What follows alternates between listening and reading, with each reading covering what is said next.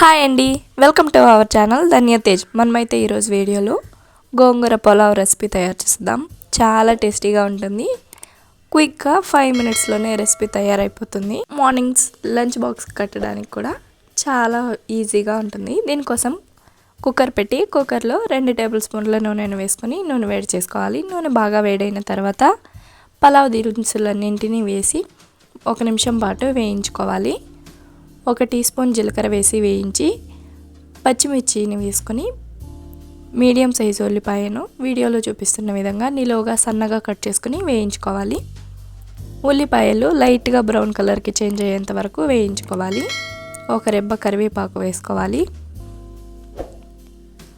వీడియోలో చూపిస్తున్న విధంగా ఉల్లిపాయలు లైట్ బ్రౌన్ కలర్కి వేగిన తర్వాత 4-5 మీడియం సైజు టమాటాలను మీడియం సైజు ముక్కలుగా కట్ చేసుకొని వేసుకొని ఒకసారి బాగా కలుపుకొని రుచికి తగ్గట్టు ఉప్పు పసుపు వేసుకొని టమాటా పూర్తిగా మగ్గేంత వరకు మీడియం టు హై ఫ్లేమ్లో అడ్జస్ట్ చేసుకుంటూ ఉడికించుకోవాలి.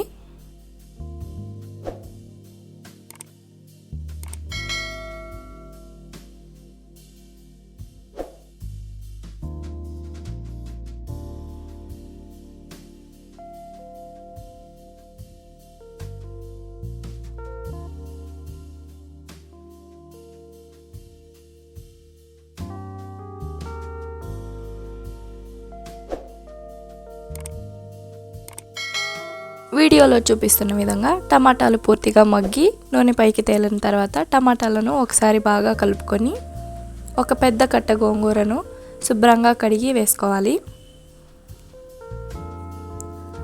గోంగూరను టమాటాలో కలిసే విధంగా ఒకసారి బాగా కలుపుకొని ఫ్లేమ్ మీడియం ఫ్లేమ్లో ఉంచి మూతతో క్లోజ్ చేసి మధ్య మధ్యలో కలుపుతూ గోంగూర పూర్తిగా ఉడికేంత వరకు ఉడికించుకోవాలి. నేనైతే ఎర్ర గోంగూరతో ఈ పులావ్ తయారు చేస్తున్నానండి. మీరు కావాలంటే తెల్ల గోంగూరతో కూడా తయారు చేసుకోవచ్చు.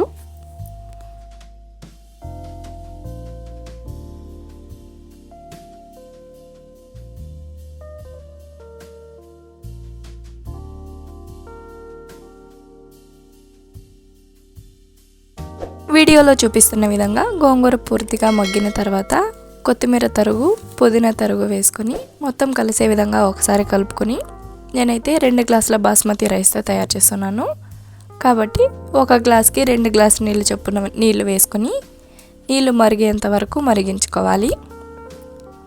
నీళ్ళు వేసిన తర్వాత ఉప్పు సరిపోయిందా లేదా అని ఒకసారి చెక్ చేసుకోండి.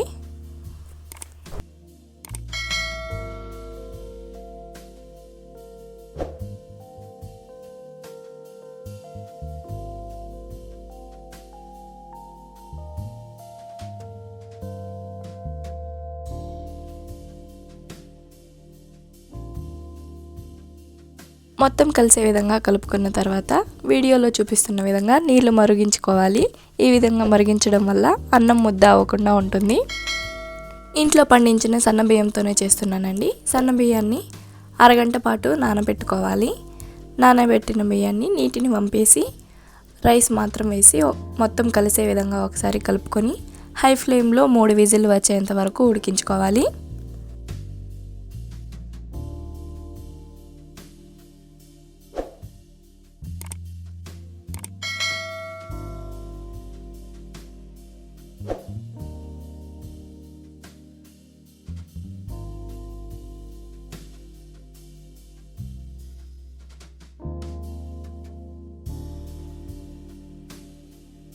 మూడు విజిల్ వచ్చి ప్రెషర్ మొత్తం పోయిన తర్వాత చూపిస్తున్నాను చూడండి.